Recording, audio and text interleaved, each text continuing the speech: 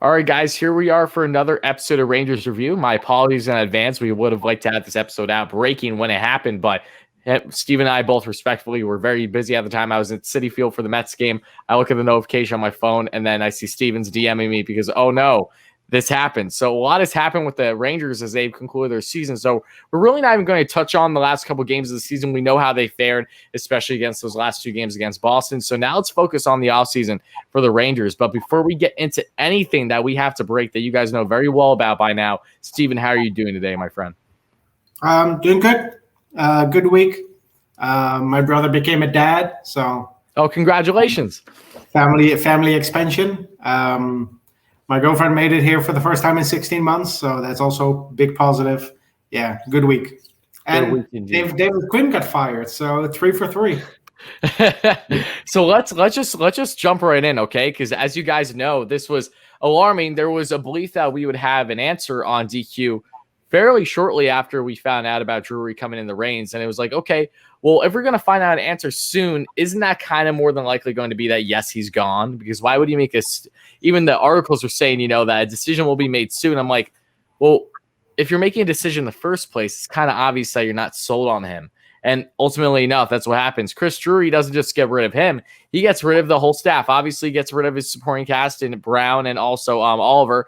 But he also gets rid of a guy that was a little surprising just because of how well I thought he did from the defensive side of things and on the penalty kill for the Rangers, that being in Jacques Martin after being with the Penguins for numerous years. But you could tell that Drury just wanted a clean house. So I was a little taken back, not too surprised, just surprised on the aggressiveness of this all. So the Rangers are already very much in the hunt for who their next head coach and supporting cast is going to be. So, Steven, my question to you is, what was your initial reaction to when this transpired? Were you surprised? Were you not surprised? What would you take out of David Quinn's tenure during the Rangers? Because there were positives. I wouldn't say that was all just a dark and gloomy cloud. Yeah, I said this to you before. I think David Quinn was better after he came back from his COVID break.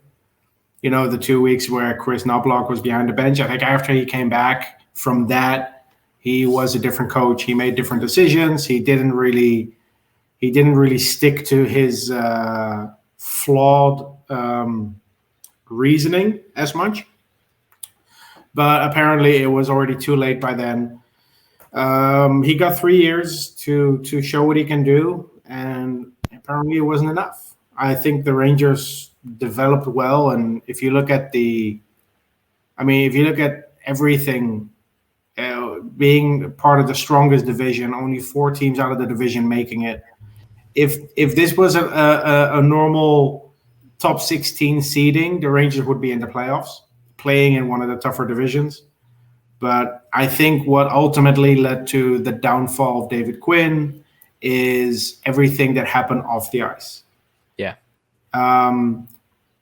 You had the D'Angelo and Georgiev situation. You had the situation with Vitaly Kravtsov, who complained about miscommunication. Elias Anderson, who complained about him not being allowed to rehab in New York City. He was forced to rehab in a way that he wasn't really comfortable with.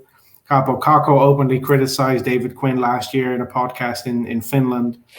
And I'm probably forgetting 1 or 2 other examples. All those things on their own are not really a big deal, but if you put all those things together, then that's a lot of issues in the last 2 years. And I think that's also part of the reason why the Rangers will probably do better now that they've moved on. Not that David Quinn was horrible, but he made some baffling decisions that just didn't make any sense. Yeah. How was Julien Gauthier a healthy scratch for half the season? And before you go any further, I just want to expand on that because, as you guys know, everyone watching the episodes, I've been a follower of mine or Steven's. If you know me, you know that I've been a huge Julien Gauthier advocate really since the Rangers acquired him. I'm like, oh, okay, you trade a coveted prospect in Joey Keane, who looks like they very well can have a promising future with Carolina Hurricanes. You're getting rid of a guy because you have strong depth there, and you're bringing in an area of weakness at the time last season. And Gauthier, former first-round pick in 2016. He has the size, a lot like Kreider, has the speed, a lot like Kreider, but it's just been about finishing, putting everything together. year. I've seen a lot of great flashes from him. I think we can agree this season, but he just hasn't been in the lineup consistently enough. I'm like, this was his make or break year to an extent, I think. Now that Krasov is here, so now you have to wonder, what future does he have with the team? Like, is he going to be given one now with the expansion coming up and everything? It's really frustrating because this was the year for him to get consistent playing time. And yes, I'm fully aware that you need to hold players accountable, but you're also in a rebuild. Last time I checked in a rebuild, you are, in fact, supposed to allow the kids to play to one way or another. And when you don't do it for Julian for half the season, that in itself, in my mind, is a red flag. And that was something that I was never okay with throughout the year. Yeah, and the things that you heard from players was that they just felt like the rules were not did not apply to everyone equally. Holding players accountable, yes, that's great, but when it only applies to certain players and other players get away with everything. There have been players on this team who had 20 bad games in a row and they're still in the lineup. And Julien Gauthier comes back, has 5 really good games, has one game where he has like 2 turnovers, and whoop, he's back in the press box again. It didn't make sense. But that's just one thing. Fans have complained about Colin Blackwell being in the top 6 over Kravtsov or Kako. And again, it's all these small things on their own are not really a big deal. But if you add it all up, then I can understand why there was frustration within the team. And I think they just waited for the exit interviews. They always do this every year. After the last game of the season, they talk to all the players. And based on those player interviews, they usually make the decision. Like in 2013, Tortorella came off of a good season. Rangers made it to the second round of the playoffs. But after the exit interviews with players, he was replaced because the players just didn't feel comfortable playing under him anymore. So I'm pretty sure the player interviews had something to do with it. But now all the coaches are gone, and now Chris Drury, his first real act as a general manager, he gets to hire a new coach and a new coaching staff. So.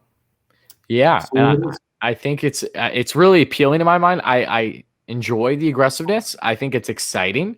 I think that we're going to be entering an offseason that we kind of aren't prepared for, at least what we were assuming would kind of transpire this offseason 2.5 weeks ago is polar opposite of what it is now. This is a Rangers team that led by Chris Drury, even though it was picked by James Dolan. Dolan has made it noted at least that he's keeping his hands out of the Rangers' way once again. He wants Drury to run everything. For at most, he'd love for him to be the GM and president the next 2 decades. So he has that upside with Dolan, which is positive, and I hope that Drury brings a lot. But you have to be really curious about how the Rangers approach everything now, though. For a team that, yes, performance goes in hand to an extent, but now you have to worry about they have to make playoffs next year. We've all been under the belief that they would with this current core group. So what are they going to do to upgrade? Well, before we even get to the player decision making, we have to talk about what is next for the Rangers, right? What are their head coaching options now? And are there ones that are appealing enough? Because the biggest thing with David Quinn, I think we can all agree, is while he definitely wasn't perfect, and you heard a lot more negativity than probably positivity out of me this season, which is something that I haven't done in the first 2 years with Quinn. This year just hit different with me, unfortunately. You have to wonder how much more of a positive can it be depending on who you bring in. Now, if you look at the options, as we know, there are a plethora of head coach options that will go the Rangers way. But one thing is certain, the Rangers are not going to do another, I guess you could say, quote unquote, experiment where David Quinn was kind of, outside the box and there wasn't an issue because you're in a full rebuild. So you want a guy that will hopefully help your rebuild your young talent, really blossom this team into a playoff contender. But now the Rangers, in my mind, seem set in stone on getting a veteran, a guy that has a good track record. Can he continue that track record or even go above that still? And it's all seasoned vets, and it's something that I'm not in love with, but there really isn't any other options. So, Steven, when you look at these head coaches, and we can go down one by one, our stances on them, are there any that really stand out to you as either a surprise option or ones that you think are definitely ones that you would not like to see come to fruition, even though they very well could be a top 3 or top 5 pick on Drury's list currently? Yeah, I see Ranger fans being excited about Tortorella. I don't understand that excitement. I don't understand that either, and we'll get into that. But it's probably going to be Gallant. He's the most obvious candidate. Probably not my number 1 candidate, but one I can live with. I wouldn't be upset if he's the one that's getting hired as the head coach. Worked in Florida, worked in Vegas, especially in Florida. Worked with a very young Barkov and Huberto, and look how they blossomed. So yeah, we'll see what happens, but I think he's going to be the guy they go after first. And yeah, why wouldn't he sign with the Rangers? I mean, it's not like there are a lot of teams in the league with the history of the Rangers that are currently looking for a head coach. So if he gets an offer from the Rangers, I'm pretty sure he'll take it. But yeah, there's a coach from Sweden that they were talking to, they were linked to actually, Sam Hallam, who has won some championships in the Swedish Hockey League and at lower levels. I don't think he's going to be the head coach because of what you said. They want someone with experience, because you can either have an inexperienced team or an inexperienced coach. You cannot have both. But it's interesting that they get linked to another European coach. 3 years ago, they were linked to Filip Pesan from the Czech Republic. So yeah, maybe it's something it's pointing at something that happens in the future. Maybe we will finally see a European head coach again in the NHL. Because as far as I'm aware, the last European-born head coach in the NHL was in 2003. So it's been almost 20 years. But for the Rangers, Gallant's probably the best option. Yeah, I mean, Gallant is the guy where, Rangers fans all season long were toying about his name. Ever since he got cut by Vegas, which was a really, really surprising decision at the time. Because I do believe, if I'm not mistaken, wasn't Gallant just he was coming off of another strong season with Vegas, but things just ended up, or maybe it was a bad start to his season, one of the two, but he wasn't doing terrible with Vegas at all. And same thing could be said during his time with Florida. It's obviously head coaches are easy scapegoats, especially if, say, there's a bigger issue with management or whatever it may be. But Gallant has had a good track record in his career, and it's been surprising that he has been out for this long. But I do know that there was a report not too long ago that indicated that Gallant was approached by at least one team over the past year and denied them. So I don't know who that team was, if it was a team that clearly didn't look like they had success in the near future or whatever, but it will be interesting. It really will be. And I'm not against Gallant either. I think when you look at the current options in front of us, he's probably, if not my favorite, then darn close to. Nothing that I love about it. I think when you look at options, it would be nice almost if the Rangers could go for, say, almost an assistant or that's in the league for one of the better teams in the league right now, like Colorado, for instance, just comes to mind. But that won't happen. So you have to look at the guys that are currently out there in the field. And Gallant, I'm not against whatsoever, but I also want you to know your stance possibly on Bob Hartley, because Hartley's a guy where when I think of his time during the Flames, I don't think of all that positivity. I feel like it was very short-lived with his success there, and then it quickly spiraled downward after having a great start to his coaching career there. And since then, he's just coming off of a KHL championship now, I believe with the same team Ilya Kovalchuk was on. And now when you look at Hartley, he does have a really good connection with Chris Drury. I do believe that they have they've worked together. I'm almost certain that they've won some type of championship together before, but they have a strong connection. So do you have any stances on Bob Hartley, and if you think that's a positive or a negative? Because from everything that I've read and seen, it does look like he is in fact one of the heavier favorites, along with Gallant and some others. Yeah, I think Hartley is a favorite because he coached Drury in Colorado. They won a Stanley Cup together. Yes. And maybe because the Rangers do have 5 Russians on the team. He just finished his 3rd season coaching in Russia, winning the Gagarin Cup there. Maybe that's why people link him to the Rangers, and you could say that that's a positive. Someone who's worked in Russia probably has an easier time like relating to the culture that the Russians are dealing with, where they're from. And of course, like I said, the Drury connections there. I think the only hurdle that Hartley might have to overcome is the reason why he left the NHL in the first place. He wasn't really successful in Calgary, but that was also a Calgary team that had a really young Sean Monahan and Johnny Gaudreau. He got them to the playoffs once. I think they made it to the second round that year. He has the experience, but the question mark will be, can he still do it? Can he be a good coach in today's NHL compared to being a good coach in the NHL 20 years ago? So that's probably the negative for Hartley. Same with Gallant, there are some question marks. Why did Florida fire him when they were on their way up? Why did Vegas fire him after he got them to a Stanley Cup final in year one, to the second round in year two? And the moment he got fired in Vegas, they were top of the division. So what was going on there? That would be my question. But ultimately, what it comes down to is that you will never get the best coach in the world because the best coaches in the world are already employed. Yeah. And that's the perfect point. As good as these guys may seem on paper, there's a reason why they're currently, free agents for one way or another. And Gallant, again, the interesting factors about him, and I think this goes with all the coaching options for the Rangers. And what my main concern is the development factor. Okay, I get it that this is a team that is expected to be a playoff contender next year and to hopefully have deep playoff runs within the next couple of years. But in my mind, this doesn't just erase the fact that this team is still in a rebuild, because they are still very much in rebuild.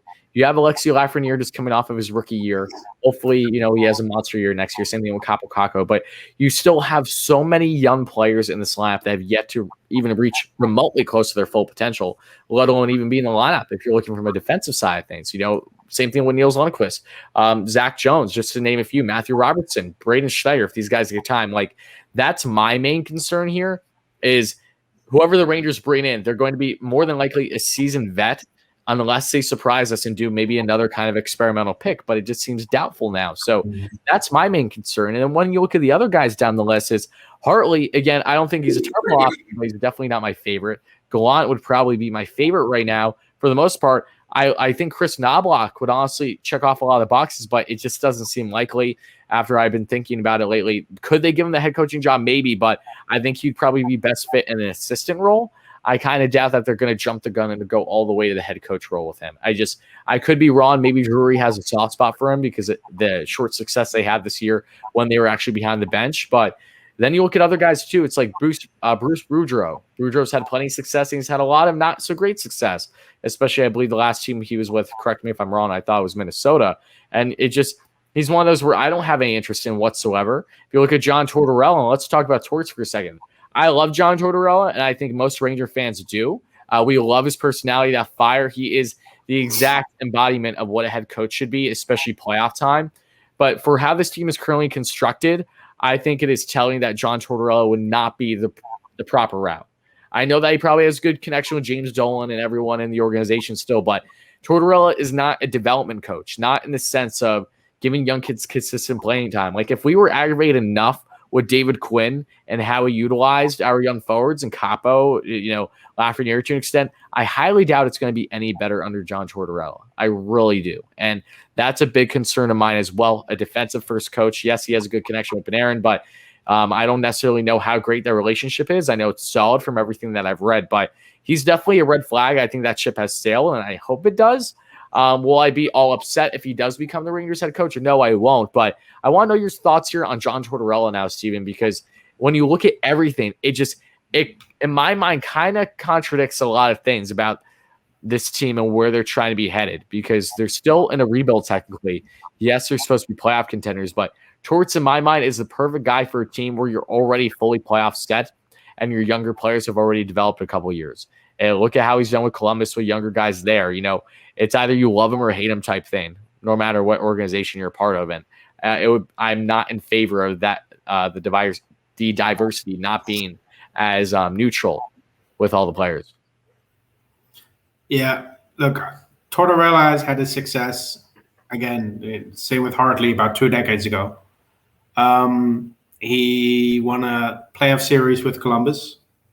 So there's that. But I think with Tortorella, what it comes down to is that the negatives outweigh the positives with him.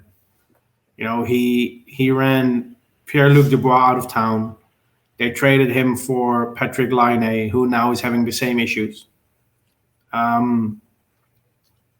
Look, it's probably just not the right fit. If, like you said, if you are on the cusp of winning it all and you need that final push, then you can make a case for him. But this team needs someone behind the bench who gives the players the confidence to just play their own game.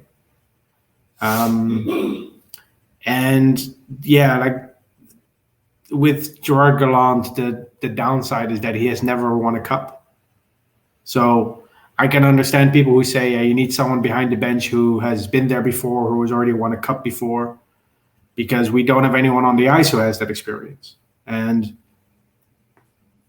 if you look at Tampa Bay Lightning last year, everyone talked about Blake Coleman and Barclay Goodrow, but I think their biggest acquisition that season was Patrick Maroon, who they got from St. Louis. Bringing in the experience of someone who's won a cup, who knows, what it takes to take that final step. You need that either on your team or behind the bench, and we don't have it on the team, so it would be nice to have it behind the bench. That's the only point I can make in favor of Tortorella here. Yeah, and Tortorella, again, the interesting factor about him is he does have that championship pedigree. Was it back in 2004? Yes, it was a while ago. Could you even go further and say it was a controversial Stanley Cup series? Yes, it was. But he does have that resume under his belt, and it is something that the other candidates, for the most part, don't, except for really one that I'm looking at from a coaching standpoint, that is Mike Babcock. But he is a guy that I truly hope the Rangers do not give any consideration to. He's another that I feel that because he's been, one of the better coaches of the past 2 decades in the league, naturally, you have that resume. But, he hasn't, like Torts in a lot of ways, he hasn't won in a while. They're not hard away from each other in their play style. And he's another guy where and there's a lot of controversies with Babcock too. Another thing that I think we need to put into consideration too, which maybe might favor Torts in the end, which I understand it. I'm worried from the player development side of things more than anything. And again, this is a team that is not fully developed. That's my major concern, is having grit. You saw Mark Messier come out and say, I would have never constructed a team that way. Okay, Mess, thanks for that point.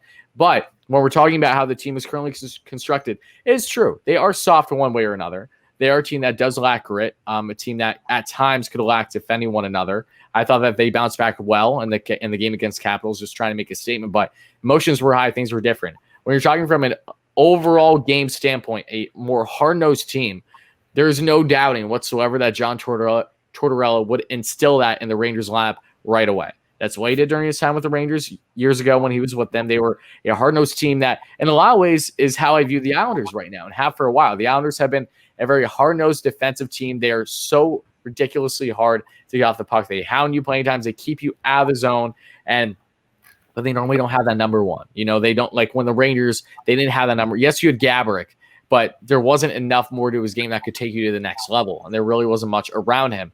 The Rangers have all those pieces now, but would that be enough of a balance with Tortorella?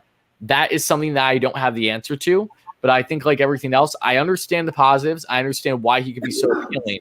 I just hope that from the Rangers standpoint, they don't act too drastic and really view the Tom Wilson situation as like, okay, we need to drastically change the outlook of this team and how we approached it from an overall play style. So that's kind of my final stance on Torts. I understand the positives, but I more than enough understand the negatives as well. He's not my favorite. He's not my least favorite, but he's a guy that I would definitely pass on if you're looking at some other people. And if you look down the list too, Rick Tocchet is done with Arizona. He's another guy where defensively minded first. He's been great for Arizona, a team that has had a little to no offense for sure. Awfully similar to Columbus in a lot of ways past couple of years, but not even nearly as strong. And they've still managed to make playoffs or at least be fringe playoff team with the little players that he has around them, which has been impressive. But like Torts, there's a lot of negatives to, I think, from the forefront. We'll talk it as well from a strictly defensive-minded standpoint, great goaltending, all that. But they're just guys where no one stands out to me the way that Gerard Gallant does, just in the sense of while Gallant necessarily hasn't been a star known for his player development, he has been known at least for really uprising solid teams from a defensive and an offensive standpoint. Nothing overly drastic one or the other, just solid overall play that'll get it done. And I think that whatever decision they make now, unless it's a newer guy that we weren't initially expecting, will be a short-term solution. It really kind of help them, gel them, get that veteran outlook for the next couple of years. They want to make the guy, whoever's going to be next, the next guy for their next 5+ years for the playoff run? Sure, but it just doesn't feel all that likely given their options. What's your stance on that? Yeah, it's first of all, it's probably not going to be 5+ years because, especially in Rangers history, since the 1940s, the Rangers have had one coach who was behind the bench for 5 full seasons in a row. That was Alain Vigneault. He's the only one since the 1940s. So whoever the coach is going to be, he's going to be here for 3-4 years, maybe 4.5. But I don't expect the coach to be here for 5+ years. This is not a coach that's going to take the Rangers and win 3-4 cups and be here for a decade plus. It's just not going to happen. Whoever it is, we'll see. I mean, we don't know. Rick Tocchet, you say he hasn't had the results, but he's coaching the Coyotes. I mean, what can you expect? Exactly, and that's fair.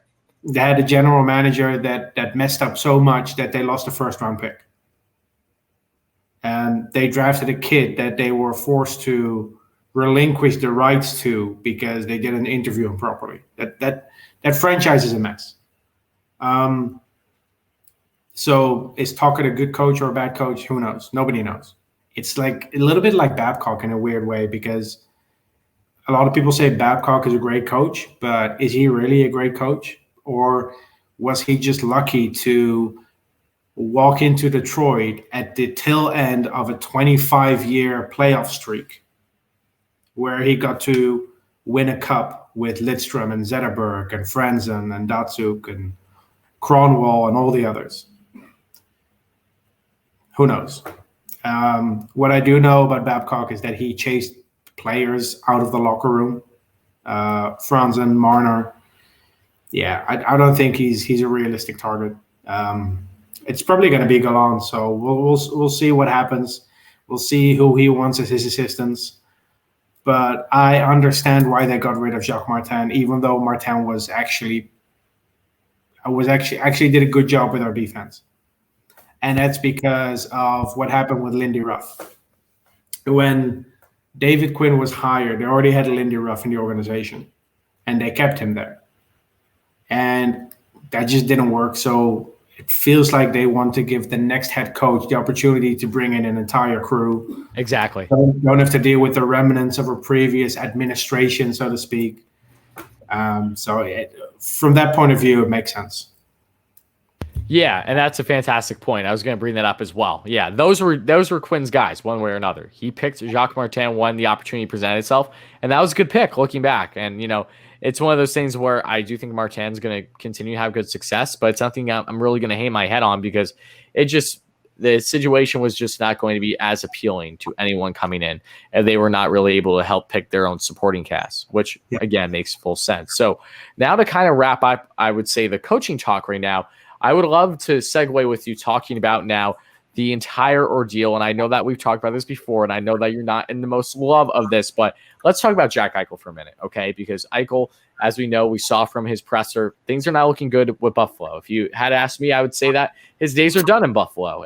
I don't know if you caught his presser that he did over the past week, but it was pretty obvious. The guy, it already looks like that there's a dispute or something going on between him and the organization where he wants surgery, but because of the contract and what he's under, the team won't allow him to get surgery, which is a major red flag. And it just, from all of his wording, it's pretty clear that he does not want to play in Buffalo anymore. And they need to get him traded sooner than later before the clauses kick in and everything for the no move, no trade. So I want to know, what is your kind of stance at this point in time about Jack Eichel? And with the Rangers constantly being on the radar as one of, if not the biggest favorite heading into this offseason, would you be in more favor of things now? Would you be in less of favor of things now? Because as much as we love Sasha Barkov, he isn't going anywhere, especially with a Florida team that looks like they're probably having a deep run and actually a very strong GM. And shout out to Bill Zito. I thought that was a really smart hire when they brought him in from Columbus, and he's thriving there. So let's just focus on just strictly Jack Eichel. What do you like about the situation right now? What do you not like about the situation now? And do you think that we very well will see him in the Rangers uniform next season? Are you asking me if I want my team to trade for a player who openly criticizes his employer about getting surgery? I honestly do, given the situation in Buffalo. All right. Nope. I think, considering all things considered, what it takes to trade for him, his cap hit, his baggage, I just don't see it being a good fit. There are other teams that can use him as well, that can probably put together a good package. It's probably going to cost more for a team in the East because GMs are idiots, and they always prefer to trade a player to the other conference. So you would have to overpay to acquire him as a team from the East. Just let him go to Minnesota or LA. I don't care. I don't think Jack Eichel is the answer for this team. Do you think that at the right price, however, if maybe all the disputes that have been going on with Buffalo cause the Rangers to get in a lucky situation, like kind of how they've been in others before in years past, with either just looking out with certain trades, not using Adam Fox as an example, but just in the sense of getting him for essentially a lower value than what you were initially expecting. If the Rangers are in that situation where it is a trade that makes plenty of sense at the time, would you be more favor of it, knowing that it isn't as clear as, oh, you're giving up a lot of major prospects and basically your future along with a lot of the cap space? Ultimately, it just depends on the price. Yeah. What does it cost to acquire him? But look, if you ask me to choose between Jack Eichel and Mika Zibanejad, just based on who they are as players, where they are in their careers, I'd pick Jack Eichel. He's younger, he has a little bit more upside, but that's just not the way it is. It's if he was a free agent, then it's easy. You just pay the $10 million a year and you acquire him, like we did with Panarin. Yep. But this is about trading for a player first. And look, if you can get him for a package that's like Hedel, Buchnevich, Robertson, and a first, then yeah, go for it. Do it. That's a package that I would be happy with. The same package, similar package to what we gave up for Rick Nash. But if you start talking about including Nils Lundqvist or Keandre Miller or Capo Caco, Alexis Lafreniere, then for me that makes it probably a no. Yeah. And the other thing is, I don't think the Rangers are one top player away from being a contender. I think the Rangers are some depth players away from being a contender. Yeah, we talked about that. They need to round out their team. They need to balance their team more than they need that star center when you already have Zibanejad and Strome. So let's talk about that as a segue. So again, in a nutshell, I know your stance. I would love Jack Eichel, but at the right price, because as phenomenal as he's been in his career, around a point per game or so, I don't have the exact numbers in front of me. I know he's had a stellar start to his career, though.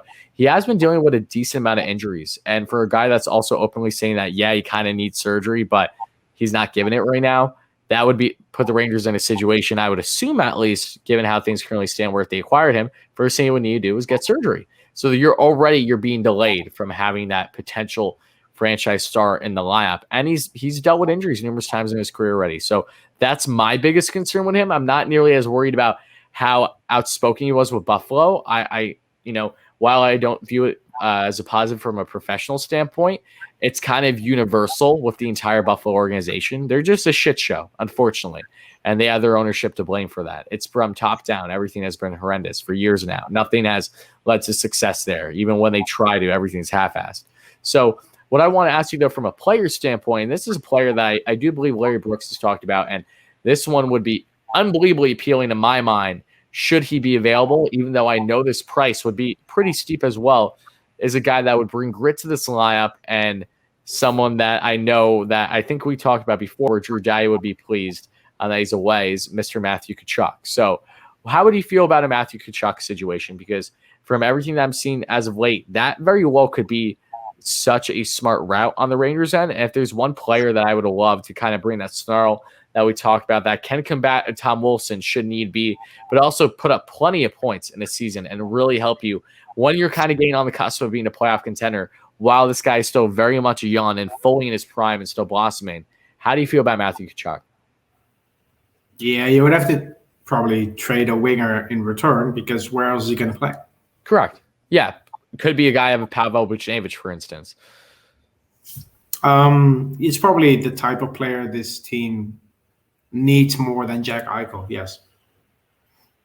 Yeah. Yeah, no, I agree with you. I think that he's one that will definitely be interesting to see how much interest the Rangers show in him, if at all, this offseason. But Steven, to kind of wrap up our episode today, I want to ask you, what do you think is going to be the next steps for this Rangers organization? So do you think that whoever they bring in as head coach is going to have a drastic impact on the players they possibly acquire? Do you think that going into this offseason and the draft, and we're going to get into all that, I'm excited for when we do our draft coverage and stuff, but when you're talking from a player standpoint, at this point in time, how would you expect the Rangers to kind of play out the offseason that's now upcoming? I think there's going to be a bunch of trades where we're giving up players that, as fans, we got familiar with, either first-team players or prospects.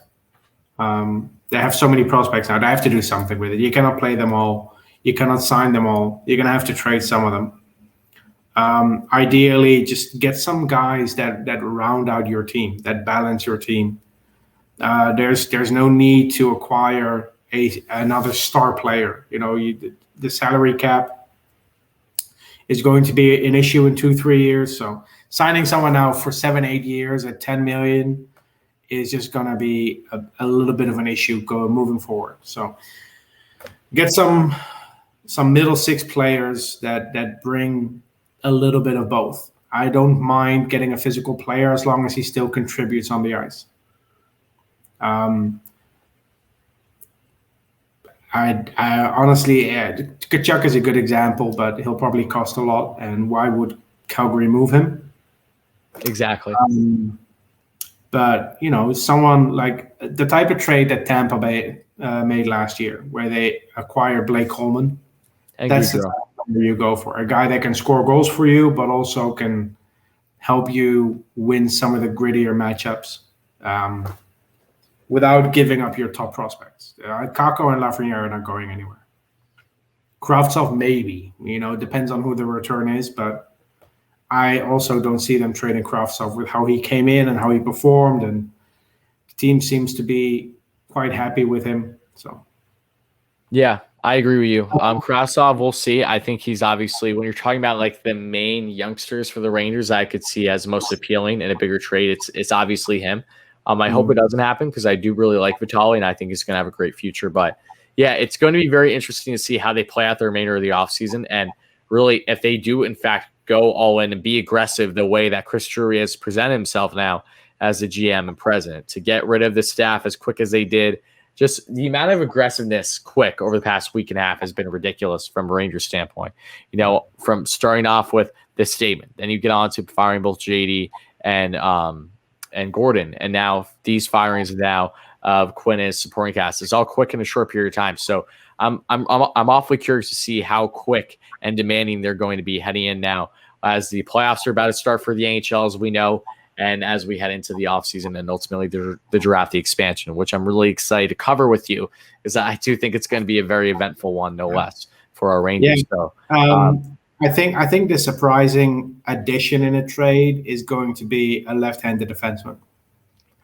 Yeah, I've been seeing some notions of that, because I know that I've seen some articles or just statements that indicate that the Rangers are interested in bringing in another top 4, top 6 defenseman, especially if Brendan Smith is gone. I know Smith is a great locker room guy, but it does kind of feel like his time here is done now.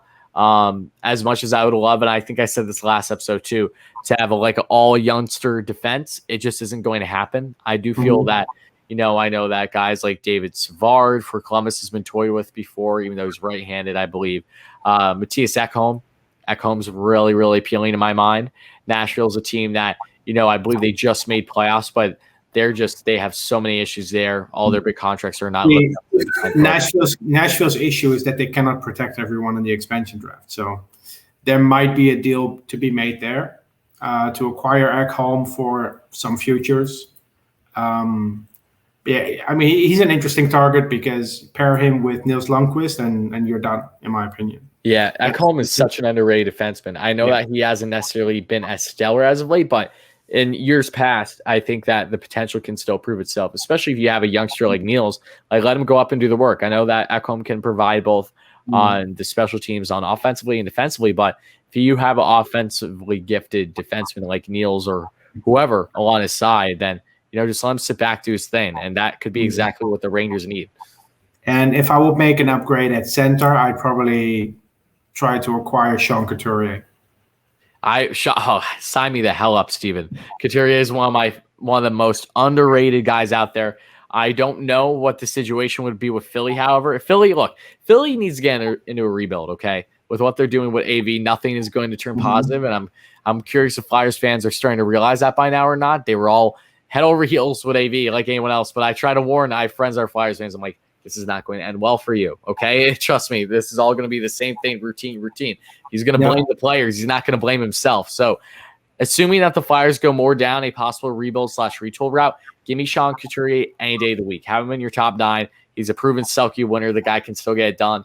The Couturiers, the Bergerons, those are some of my favorite players in hockey because they do everything right whatsoever. They win you face-offs, too, might add. The Rangers don't even have bad center depth right now, given how well Strom's been playing, but they can't win a face-off for their goddamn life. Bring in a guy like Couturier, help them out, hopefully help out the guys around him too, and both Mika, Strome.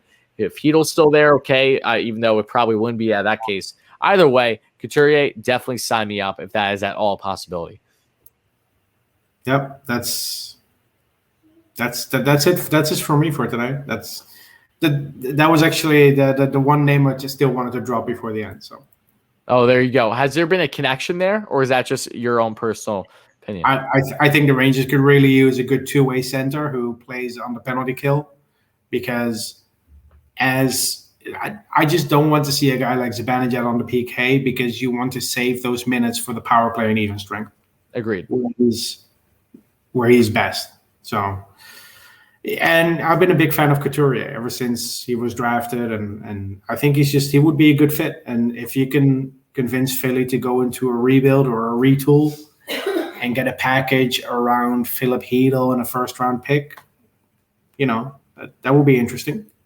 It would certainly speed up the process, which is something Dolan wants. That's true, and I think it would benefit a lot every end for the Rangers. That's a guy that's the opposite of one-dimensional. And you don't tear down the prospect pool, which you would do in a trade for Eichel. And that's another great point. So I like the way you're thinking. We love Sasha Barkov. He's a guy that's phenomenal both ends of the ice. But if you can't go to that price level, let's go to the B list. And that B list has the Couturiers among some others. So again, I wouldn't call Couturier B list when he's a Selke candidate. But yes. I'm saying B list in the sense of notoriety. I think he gets. Yeah.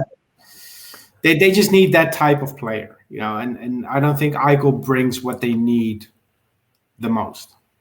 He's a good player. He will make us a better team, but I think there are other factors that he doesn't really address.